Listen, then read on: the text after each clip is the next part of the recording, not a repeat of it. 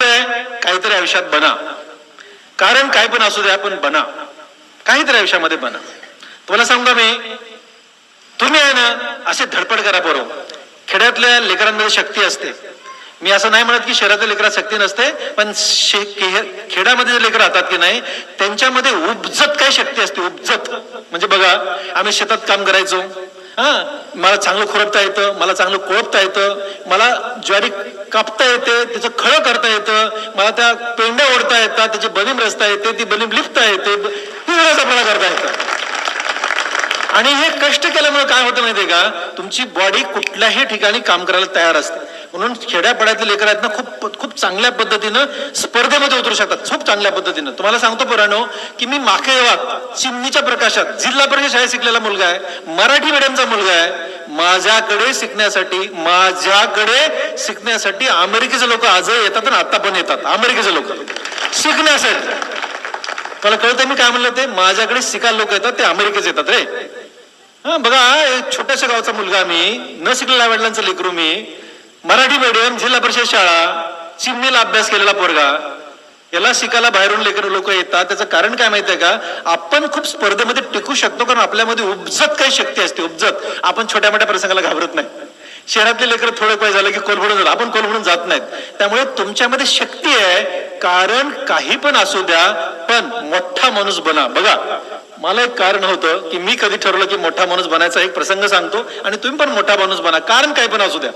मी ठरवलं होतं आज मोठा माणूस बनायचा, असं मी पण एक दिवस ठरवलं होतं. आता छोटा प्रसंग आहे की माझ्या आईला मी माय म्हणतो, माझ्या वडिलांना मी अण्णा म्हणतो. तर एक प्रसंग माझ्या आयुष्यामध्ये की मी ठरवलं की बॉस आज मोठा माणूस बनायचं, जे खूप मोठा माणूस बनायचं. असा एक प्रसंग माझ्या आयुष्यात घडला. मी 6वीला शाळेत होतो. 6वी 7वीला मी माझ्या गावात शाळेत शिकत होतो. माझ्या गावात म्हणजे माखे गावात. म्हणजे बघा, त्या गावामध्ये तेव्हा तर लाईट नव्हती, रोड नव्हता. पण आता एवढ्या मी 55 वर्षात झालोय, आजही त्या गावाला रोड झाड नाहीये. असं ते माझं गाव आहे. तुम्हाला काय सांगू आता. आजही आमच्या गावाला जायचं असेल ना, लांबून कुठून तरी जावं लागतं. सरळ आजही गावाला जाता येत नाही. 45 किलोमीटर गाव आहे, 2 तास लागतात आजही माझ्या गावाला जायला. अशी आजची अवस्था आहे. ते गाव मी सांगतोय. आणि त्या गावामध्ये मी 6वीला म्हणजे साधारणपणे 11 वर्षाचा असेल. म्हणजे 45 वर्षापूर्वी तुम्हाला गोष्ट सांगतोय मी. आता मी 55 वर्षाचा आहे. तुम्हाला सांगतो मी की माझ्या माईला एका लग्नाला जायचं होतं. लग्नाला दुसऱ्याचं लग्न होतं. आमच्या गावामध्ये काही मुंडे आडनावाचे लोक आहेत, वागदे आडनावाचे लोक आहेत, केंद्रीय आडनावाचे लोक आहेत, लहाने आडनावाचे लोक आहेत. आमच्या गावचे असं असतं ना गावामध्ये तसं. तर आमच्या एक शेजारी मुंडे आडनावाचं एक लग्न होतं. मग त्या लग्नाला माझी माय जाणार होती. मग माझी माय काय म्हणाली, मला माझ्या एका मित्राच्या आईचं ते नाव घेतलं. मला म्हणाले तिच्या घरी जा, माझ्या मित्राच्या घरी जा आणि त्याच्या माईचं लुगडं घेऊन ये. त्याच्या माईचं लुगडं घेऊन ये. लुगडं, तुम्हाला लुगडं कळतंय? किती लोकांना कळतंय? मला पण कळतंय. पण तुम्हाला सांगतो, लुगडं म्हणजे साडी. आणि माझ्या माईच्या भाषेमध्ये लुगडं म्हणजे 9 वार आणि साडी म्हणजे 7 वार. हे कुणाला कळतंय? कुणाच कळत नाही. तुम्हाला सांगतो, 7 वार म्हणजे साडी लहान असते, लुगडं लांब असतं. ठीक आहे, लुगडं जरा जास्त लांब असतं. ते कष्टा घालून घालतात ते लुगडं असतं. तर तुम्हाला सांगतो की माझ्या माईने सांगितलं, माझ्या मित्राच्या घरी गेलो, लुगडं आणून दिलं. माझ्या माईने लुगडं घातलं. ती गेली लग्नाला. बैलगाडीतून लग्नाला जायचं होतं. लग्नाला गेली. दुसऱ्या दिवशी आली. वाळ म्हणजे ते धुवून गडीबिडी करून वाळून हातात दिलं. नेऊन दे म्हणले तुझ्या मित्राच्या आईला. गावातले छोटे छोटे घर नेऊन दिलं मी मित्राच्या आईला माझ्या. आणि परत येत होतो. परत बघा, मी कधी ठरवलं की मोठा माणूस बनायचं. मी परत येत होतो. परत येताना आपल्या घरासमोर एक छोटा नाला आहे. आपल्या घरासमोर छोटा नाला आहे. काय भानगड माहित नाही. त्या नाल्यावरनं मी सरळ कधी जात नाही, उडी मारून जायचो. आता पण त्या नाल्यावर जाताना उडी मारा वाटते, पण आता कशी मारायची. आता डॉक्टर विठ्ठल लहान झालाय ना, आता जरा अवघड पडतं. लोक बघतात, 10 लोक सोबत असतात, त्यामुळे उडी मारत नाही. पण आजही मला आठवण येते की त्या नाल्यावर उडी मारायला पाहिजे. तसं त्या दिवशी कसं लुगडं देऊन आलो आणि उडी मारत होतो आपल्या घरी जाण्यासाठी. उडी मारताना मला प्रश्न पडला की माझ्या माईनं माझ्या मित्राच्या माईचं लुगडं का मागवलं होतं. आणि सगळ्या गावकऱ्यांना सांगतो मित्रांनो, याचं उत्तर प्रचंड अवघड होतं की माझ्या माईनं माझ्या मित्राच्या आईचं लुगडं दुसऱ्याच्या लग्नाला घालून जाण्यासाठी मागवलं होतं. त्याचं कारण असं होतं की माझ्या माईकडे एक पण धडकं लुगडं नव्हतं. आम्ही अत्यंत गरीब शेतकऱ्याचे लेकर आहेत. ओके, आम्ही अत्यंत गरीब घरचे लेकर आहेत. आणि माझ्या माईकडे लुगडं चांगलं नव्हतं. माझ्या माईकडे दांड घातलेलं लुगडं किंवा ठिगळ लावलेलं लुगडं होतं, पण धडकं लुगडं नव्हतं. आता दांड किती लोकांना कळतं मला माहित नाही. दांड म्हणजे कुठल्याही रंगाचे 2 लुगडे एकत्र जोडणे, त्याला दांड म्हणतात. आणि जिथं कुठं फाटलं तिथं माझे वडील धोती घालायचे, ते धोतराचा तुकडा माय लावून टाकायचा, ठेवला लुगडं असायचं. असे लुगडे माझ्या माईकडे होते, पण धडकं एकही लुगडं माझ्या माईकडे नव्हतं.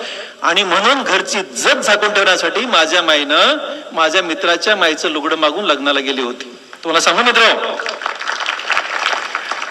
तो दिवस हा माझ्या आयुष्यातला असा एक ठरवणारा प्रसंग होता. आणि त्या दिवशी मी ठरवलं होतं, उडी मारताना मी ठरवलं होतं की बॉस, इतका मोठा माणूस व्हायचा ना, एवढा अभ्यास करायचा ना, इतके पुस्तकं पाठ करायचे ना, आणि इतका मोठा माणूस व्हायचा की आपण आपल्या माईला एक लुगडं घेऊ शकू. मी लुगडं घेण्यासाठी मोठा माणूस झालो, लुगडं घेण्यासाठी. तुम्हाला खरं सांगतो मी, म्हणजे आजही ते लुगडं ही माझी शक्ती आहे.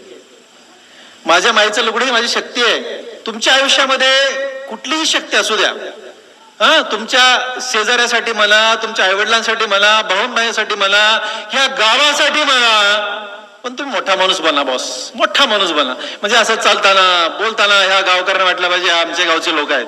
आम्ही गावात एंट्री करताना लोक लांबून बघत असतात. तुम्हाला माहित आहे की डॉक्टर विठ्ठल राजे माके गावचे आहेत. मला काय म्हणायचं तुम्हाला माहिती आहे का, की हे मोठेपण प्रामाणिकपणे सांगतो, माकेगावसाठी मी माझ्या माईसाठी मोठा झालो आणि माईला लुगडं घेण्यासाठी मोठा झालो. आणि पुढे मी खूप नशिबान ठरलो की माझी माय म्हणजे आजपर्यंत मी 55 वर्षाचा होईपर्यंत माझ्यासोबत होती. 55 वर्ष मी होईपर्यंत माझ्यासोबत होती.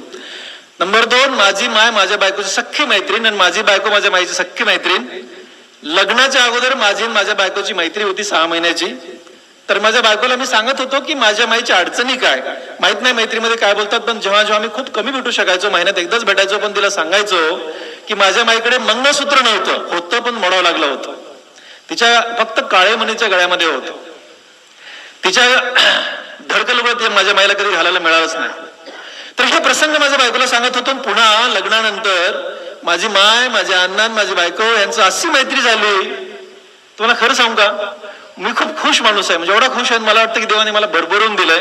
मी कशावरच जळत नाही, माहितीये का. म्हणजे मी असा समाधानी माणूस आहे एकदम. मी 15 सेकंदात झोपतो, मला कशाचं वाईट वाटत नाही. दुश्मन समोर आला तरी मी त्याचं चांगलं करेन, मला कधीच कोणाचा राग येत नाही, राईट.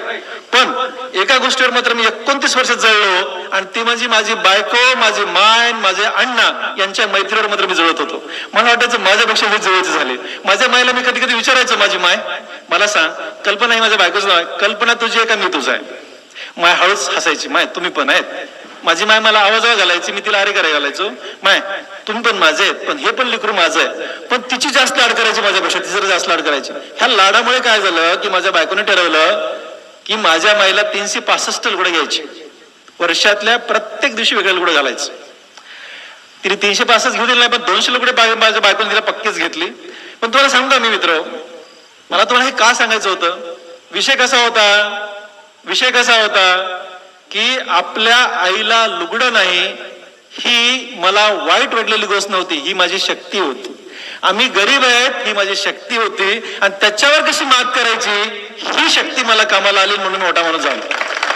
मला काय म्हणायचंय, उगीच आपण काय म्हणतो, ते श्रीमंत होते म्हणून मोठं ट्युशन लावलं, ते मोठ्या घरचे होते म्हणून मोठ्या मोठ्या ठिकाणी शाळेत घातले, मोठ्या शाळेत गेले म्हणून मोठे मोठे झाले, असलं काय नाही. जिल्हा परिषद शाळा यार, तुम्हाला मी काय सांगू आता. एक वर्ग होता, एवढी एक खोली होती, त्याच्यावर पत्रे होते. त्या कोपऱ्यामध्ये पहिली, ह्या कोपऱ्यात दुसरी, त्या कोपऱ्यात तिसरी, ह्या कोपऱ्यात चौथी.